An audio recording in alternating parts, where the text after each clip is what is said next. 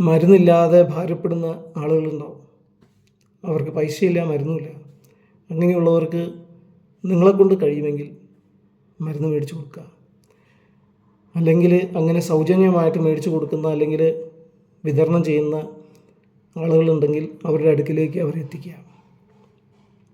ആഹാരമില്ലാതെ ഭാരപ്പെടുന്ന ആളുകളുണ്ടെങ്കിൽ അവർക്ക് ആഹാരം കൊടുക്കുക. മദ്യത്തിനും മയക്കുമരുന്നിനും പുകവലിക്കും അടിമപ്പെട്ട ആളുകളെ കാണുമ്പോൾ അവരെ വെറുക്കുകയല്ല ചെയ്യേണ്ടത്. അവരെ സ്നേഹിക്കുക, അവരെ ചേർത്ത് പിടിക്കുക, അവരോട് ക്ഷമിക്കുക. ഈ ദുശ്ശീലങ്ങളെ ജയിക്കാനുള്ള ഒരു അവസ്ഥയിലേക്ക് അവരെ കൊണ്ടുവരിക. അതിന് നമുക്ക് കഴിയും.